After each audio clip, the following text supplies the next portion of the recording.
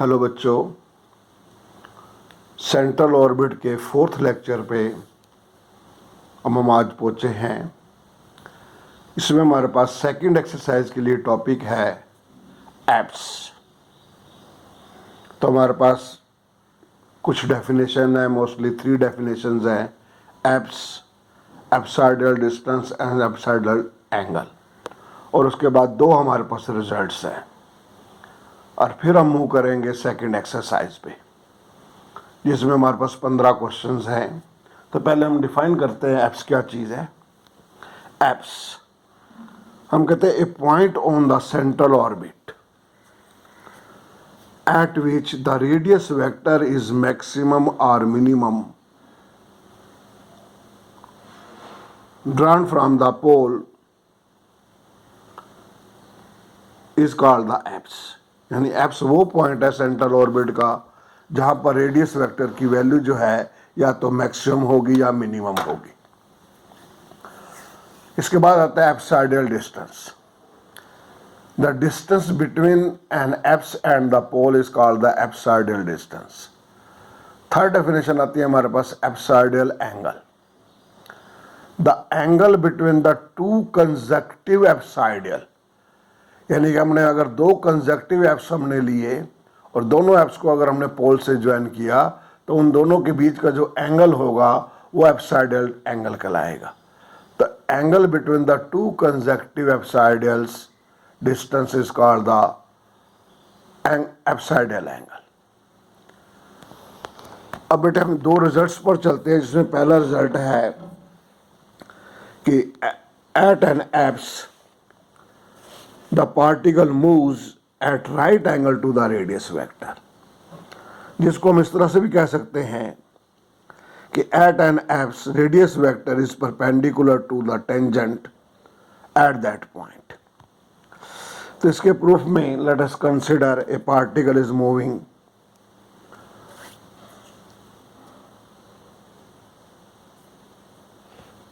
under the curve r is equal to f theta and pr theta is the position of the particle after the any time t. If suppose P is the apse, then by definition, at an apse the apsidal distance r is either maximum or minimum। और हम ये जानते हैं u बराबर हमारे पास 1/r होता है। तो अगर r हमारा मैक्सिमम होगा तो u मिनिमम होगा, और r हमारा मिनिमम होगा तो u मैक्सिमम होगा। इसका मतलब ये हुआ कि एट एन एप्स पर u भी हमारा मैक्सिमम या मिनिमम होगा। और हम जानते हैं फॉर मैक्सिमम और minimum values of a function या ऑफ ए वेरिएबल, इसका फर्स्ट डेरिवेटिव 0 के बराबर आएगा। du by D theta is equal to 0 के बराबर आएगा, या dr बाई डी थीटा भी 0 के बराबर आएगा।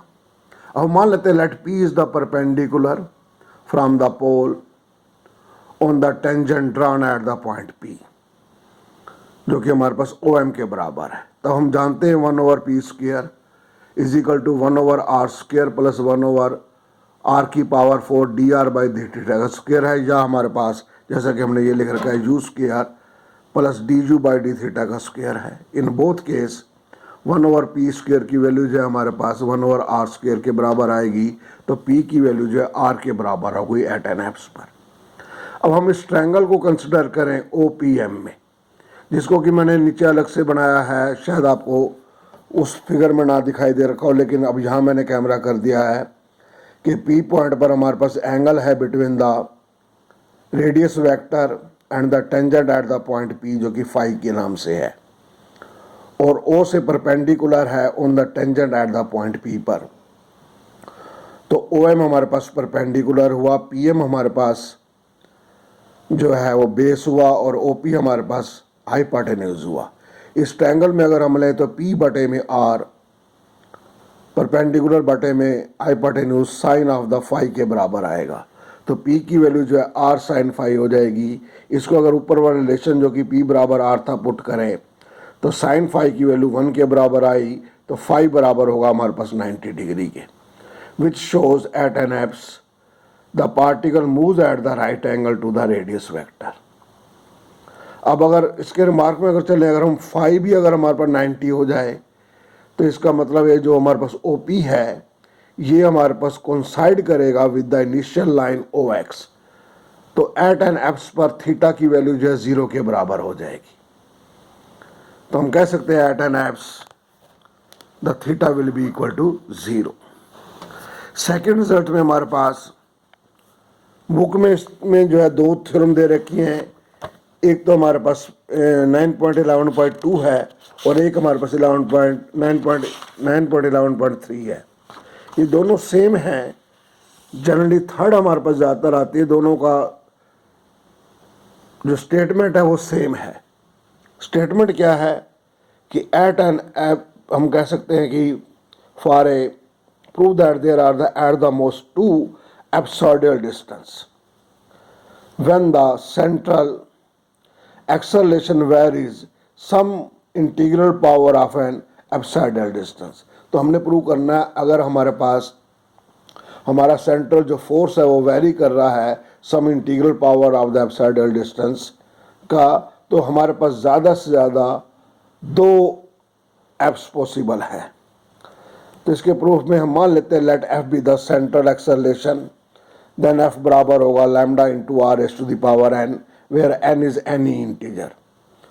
तो एफ की बराबर वैल्यू हो जाएगी लैम्डा बटे में यू की power n as r is equal to 1/u के बराबर होता है। अब हम जानते हैं now differential equation of the central orbit in the polar form is our this के बराबर है एच स्क्वायर यू जमा में d square you by D theta square is equal to f बटे में यू स्क्वायर। इसमें एफ की value को पुट कर दें और मल्टीप्लाई करें both side the factor 2u by D theta. Remember this term, ये आपको लगभग अपने हर क्वेश्चन में आपके पास ऐसी इक्वेशन आएगी तब आपको d2 into D you by D theta से मल्टीप्लाई करना पड़ेगा। और यहाँ पर देखो सिंप्लीफाई हम कर रहे हैं तो इक्वेशन हमारे पास ये बन रही है एच स्क्वायर इंटू में फर्स्ट फैक्टर बन रहा है 2u D you by D theta plus का 2 D you by D theta D square you by D theta square into में डी थीटा। अगर हम फर्स्ट टर्म को खोलें तो डी थीटा कैंसिल होकर ये 2u डी यू बन जाएगा, यानी इसको इंटीग्रेट करें तो ये हमारे पास यू स्क्वायर बाई 2 देगा, 2 कैंसिल होकर यू स्क्वायर बन जाएगा। इसी प्रकार सेकेंड टर्म में भी ये हमारे पास बनेगा, अगर इसमें हम जो है D you by D theta को z पुट कर देते हैं तो D square you by D theta square D Z by D theta बन जाएगा। तब ये फॉर्म बन जाएगी 2z इंटू में डी जेड, जिसकी वैल्यू अगेन z स्क्वायर बटे में 2 कैंसिल यानी z स्क्वायर बन जाएगा। z क्या है D you by D theta है, यानी कि D you by D theta का स्क्वायर बन जाएगा।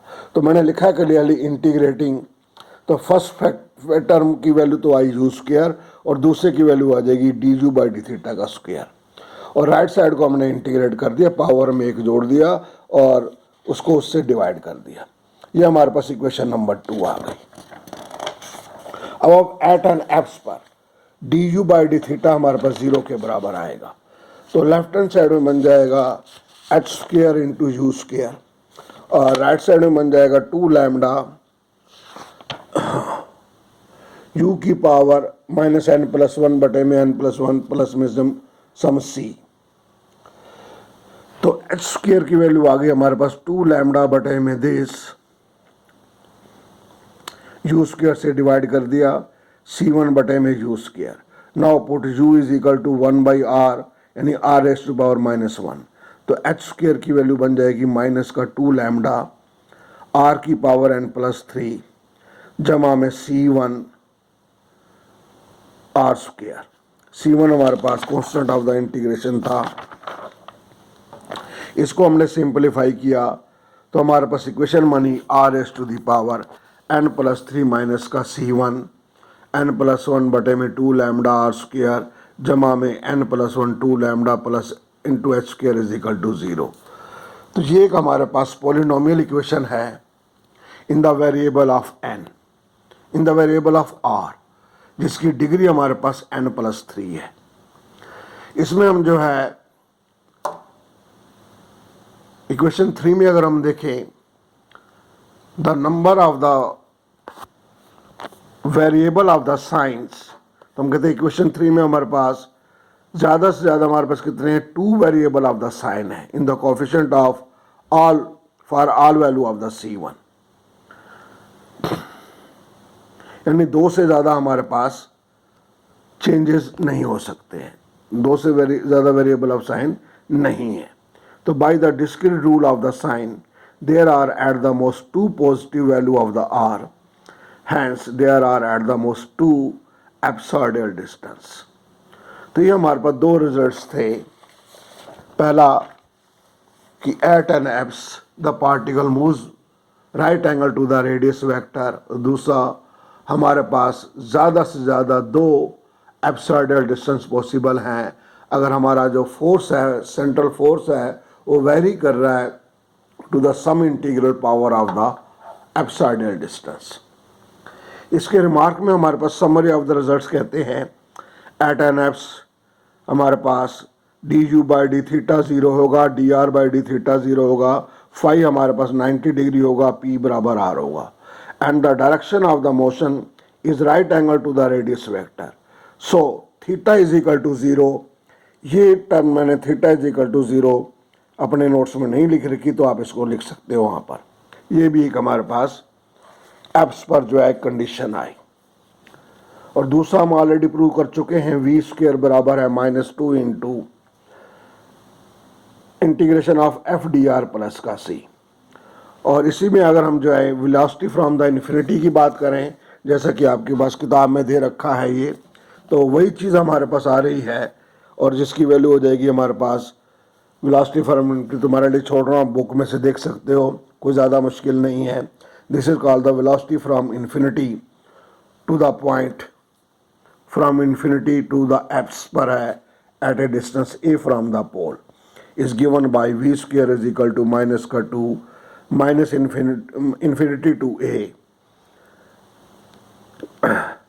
एफ डी आर सी हमारे पास खत्म हो जाएगा। तो ये हमारे पास समरी ऑफ द रिजल्ट्स थे। अब हम चलते हैं एक्सरसाइज पर। बेटे थोड़ी सी मुश्किल एक्सरसाइज है 9.2, इसमें कोई दायरा नहीं है, लेकिन इतनी मुश्किल नहीं है कि हम नहीं कर सके। इस एक्सरसाइज के हर क्वेश्चन में 3 पार्ट है। इसमें आपको क्या होगा कि लॉ ऑफ द फोर्स दे रखा होगा, आपको सेंट्रल ऑर्बिट की इक्वेशन निकालनी पड़ेगी, जो कि या तो हमारे पास यू की फॉर्म में आएगी, जिसको हम आर की फॉर्म में लिख सकते हैं। हर क्वेश्चन के हमारे पास 3 हिस्से हैं। पहले हिस्से में आपको एफ दे रखा होगा, उसके साथ साथ कोई कंडीशन दे रखी होगी जो आपको velocity at any point on the central orbit पर देगी, और उसको हम velocity from the central orbit का जो फार्मूला है कि V square is equal to H square into में यू स्क्वायर जमा में D you by D theta का स्क्वायर, इससे कंपेयर करेंगे और ये हमारे को एच स्क्वायर की वैल्यू देगा एट एन एप्स पर। ये हमारा पहला पार्ट यहाँ पर ख़त्म होगा जब एच स्क्वायर की वैल्यू आ जाएगी। दूसरे पार्ट में हमारे पास आप polar equation of the central orbit लिखेंगे, जो कि फॉर्म है हमारे पास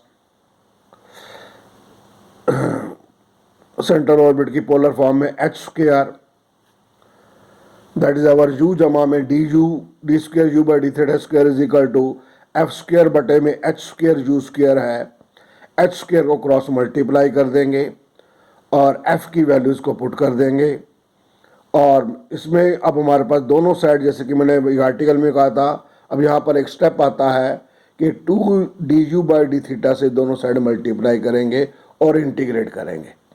लेफ्ट हैंड साइड में हमारे पास 2 फैक्टर बनेंगे।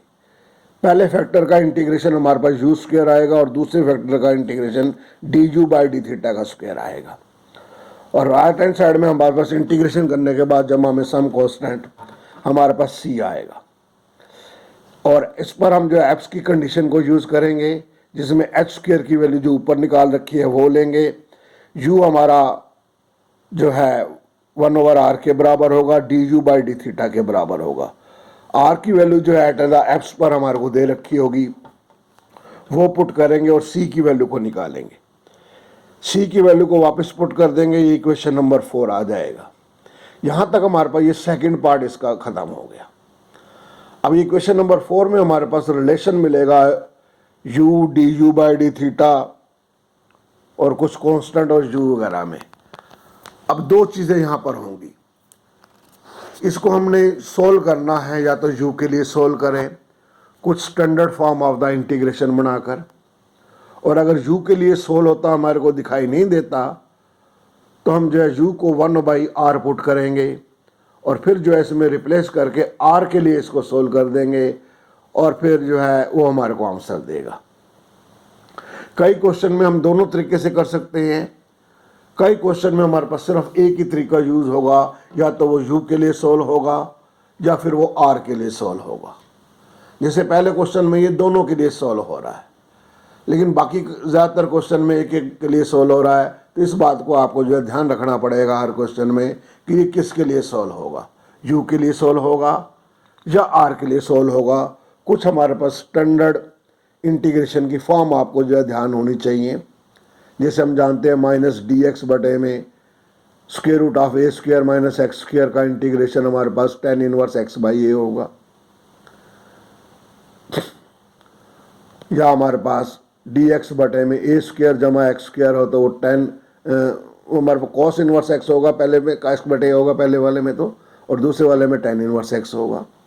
तो इस तरह की कुछ इंटीग्रेशंस हैं जो आपको स्टैंडर्ड यहाँ से भी आपको पता चलेंगी। अब हम क्वेश्चन नंबर 1 पर चलते हैं। इस क्वेश्चन नंबर 1 को अगर हम पढ़ें, ये कहता है हमारे पास a particle is projected from an apse at a distance a with the velocity from the infinity under the action of the central force this prove that the equation of the path is this। ये कहता है particle जो है project किया जाता है at the apse पर, from the apps से, जिसका डिस्टेंस फ्रॉम द पोल हमारे पास a है नहीं, हमारे पास अगर p हमारे पास वो पॉइंट है जो कि एप्स है तो r की वैल्यू जो है हमारे पास a के बराबर है, और जिस वेलोसिटी से प्रोजेक्ट किया जाता है ये वेलोसिटी फ्रॉम द इन्फिनिटी है, और वेलोसिटी फ्रॉम द इन्फिनिटी के लिए अभी हमने ऊपर लिखा है कि वो हमारे पास v स्क्वायर बराबर होगा -2 into infinity to a FDR के बराबर। ये हमारे को velocity at any point of the central orbit देगा, और यहाँ पर हम दोनों को इक्वेट करके हम जो है h स्क्वायर की वैल्यू को निकालेंगे। जैसा कि पहले मैंने लिख रखा है, हेयर f हमारे को दे रखा है म्यू बटे में दिस बटे में r को 1/u पुट कर दें तो हमारे पास ये बन गई। नाउ हम मान लेते हैं now the velocity v at any point on the central orbit is given by this, और हमने capital V is the velocity from the infinity at an apse of distance a from the centre of the pole हमने मान लिया capital V। तब ये capital V का square बराबर होगा -2 integration minus infinity to a FDR।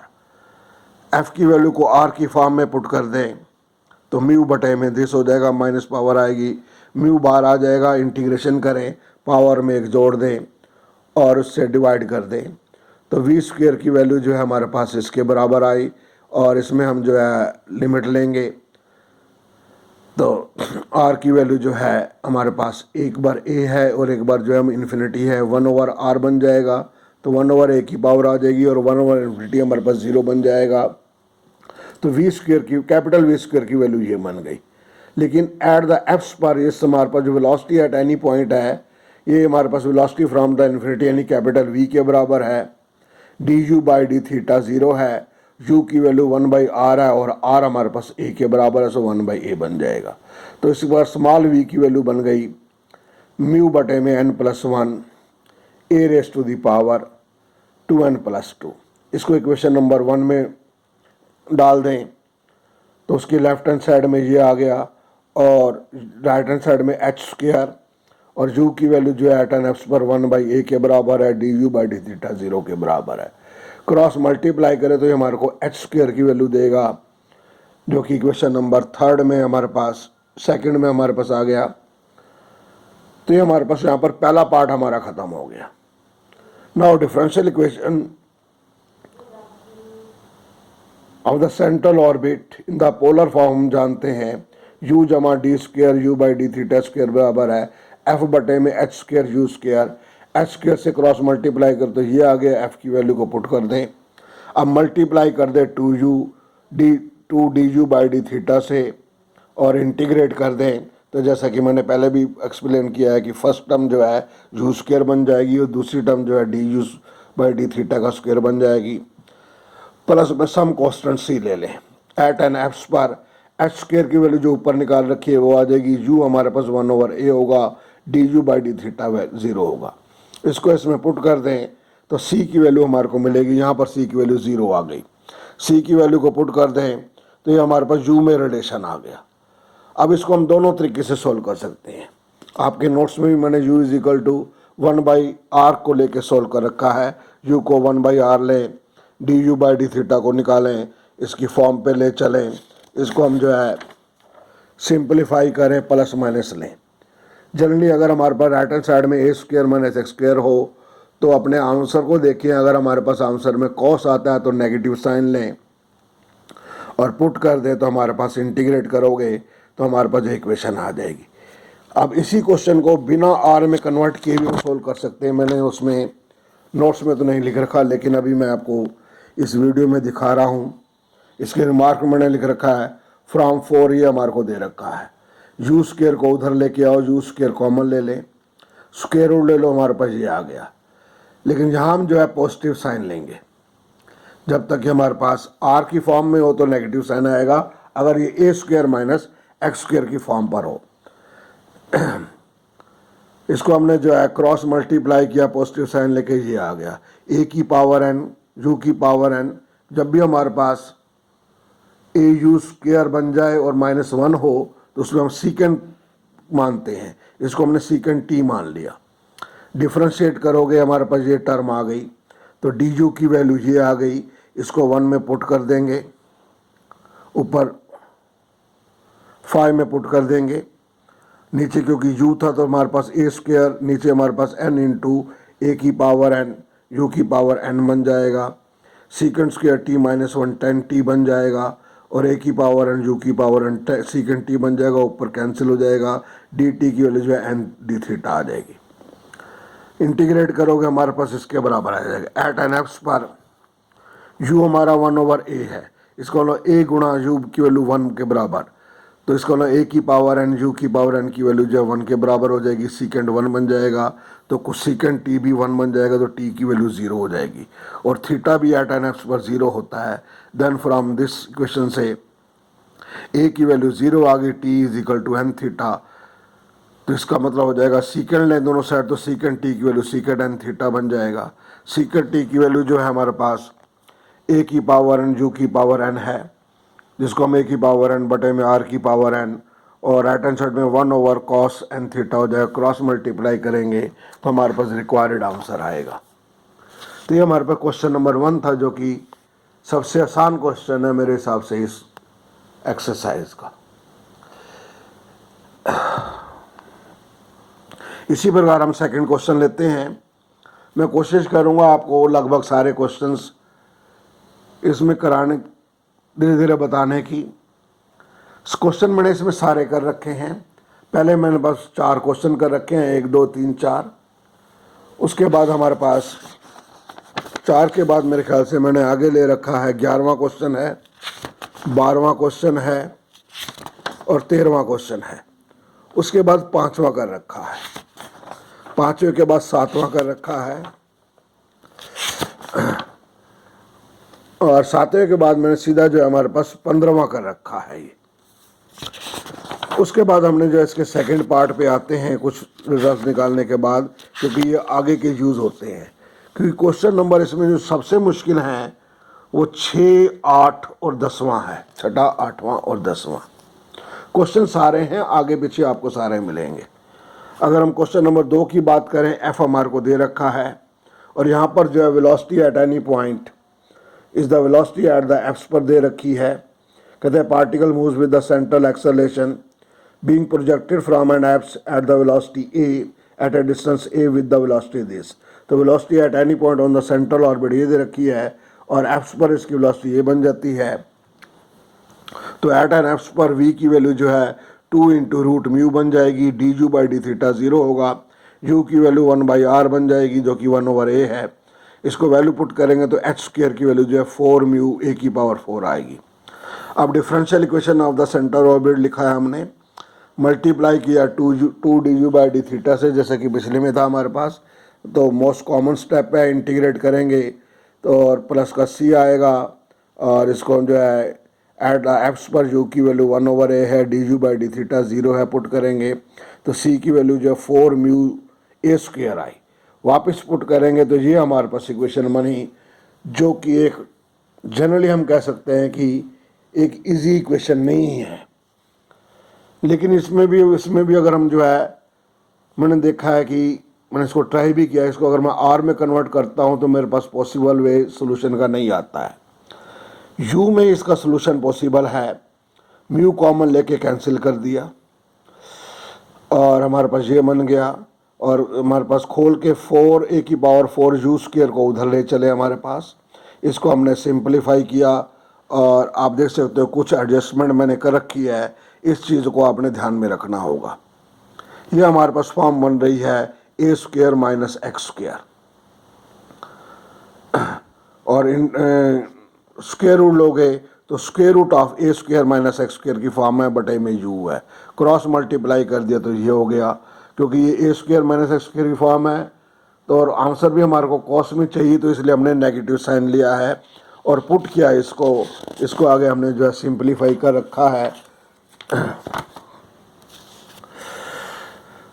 बाकी हमारे पास उसको इंटीग्रेट किया, सिंपलीफिकेशन आपके सामने दे रखा है, और वही गेट द आवर आंसर। इसी प्रकार question number 3rd and 4th मैं तुम्हारे लिए छोड़ रहा हूँ आज के लिए, और इसके बाद हम जो है 3rd 4th आप कर सकते हो।